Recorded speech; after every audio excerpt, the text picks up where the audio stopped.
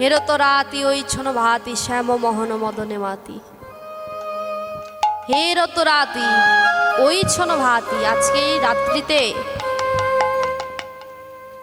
যেন মদন বাবা কি করলেন আজকে এই রাত্রিতে? ব্রহ্মা কি করলেন? আমাদের যে 12 বছর সমান 1 যুগ, 12 বছর সমান 1 যুগ, আর সেই ব্রহ্মাদেবের এই যে আমাদের 12 যুগ সমান 12 বছর সমান 1 যুগ, আর তার ব্রহ্মাদেবের আমাদের এখানে 12 যুগ, তার ওখানে হলো একটা রাত্রি। তাহলে বুঝতে পেরেছেন আমাদের এখানে 12 বছরটা 1 যুগ হয়, আর তার কাছে 12 বছর সমান একটা রাত্রি।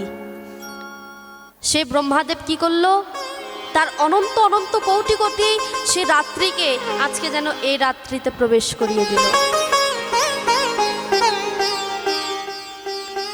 তাহলে বাবা এই যে বৃন্দাবনে যে গোপীগণ ছিল, বৃন্দাবনে ব্রজগোপী ছিল, তাহলে সেই ব্রজগোপীগণ কারা? সে ব্রজগোপীগণ ছিলেন দাপর যুগে। সে ব্রজগোপীগণ ছিলেন এই যে ব্রহ্মাদেব কি করেছিলেন? তিনি 60,000 বাল্যকিল্য মণিকে জন্ম দিয়েছিলেন। সে ত্রেতা যুগে জন্ম দিয়েছিলেন। জন্ম দেবার পর সেই মণি ঋষিগণ কি করেছিল?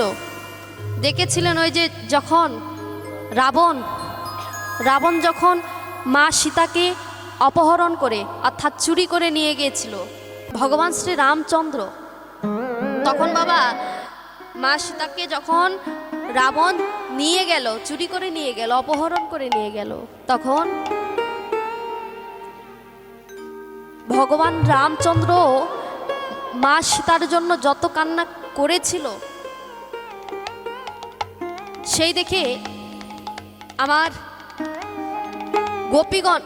গোপীগণ বাল্যকিল্য মণি ঋষিগণ তারা মনে মনে ভাবলো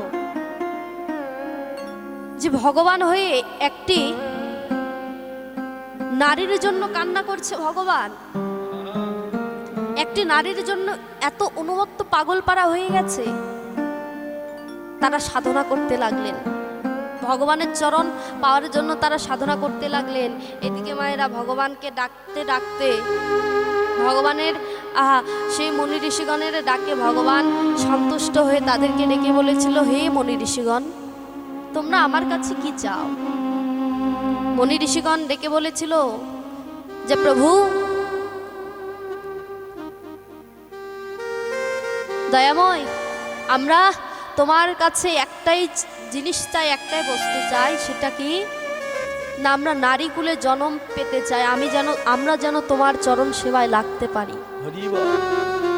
মায়েরা, প্রভু শ্রী রামচন্দ্র যখন লীলাটা শেষ করবেন, লীলাটা সমর্পণ করবেন, ঠিক সেই সময় নদীর পাড়ে গিয়ে যখন দাঁড়িয়েছে, তখন সকল সেই বাল্যকিল্য মুনি ঋষিগণ তখন তারা গেলেন, গিয়ে বললেন যে দয়াময়, আমরা নারীকুলে জন্ম পেয়ে তোমার চরণ সেবায় লাগতে পারি, তোমাকে যেন প্রতিরূপে আমরা লাভ করতে পারি। বাবা প্রতিরূপে যখন লাভ করতে চেয়েছিল, ভগবান দেখে বললেন, হে মুনি ঋষিগণ, এটা তো এ যুগে আর সম্ভব না, তবে আগত দাপর যুগে তোমরা হবে আমার বৃন্দাবনের ব্রজগোপী। আর তোমরা যোগমায়াচরণ আশ্রয় করে যেদিন তোমরা যোগমায়াচরণ আশ্রয় করে যোগমায়ার থেকে কৃপা লাভ করবে, সেদিন তোমরা আমার চরণ লাভ করতে পারবে। সেদিন তোমাদের মনোবাসনা পূর্ণ হবে। নিতাই গৌর হরি হরি বল হরি।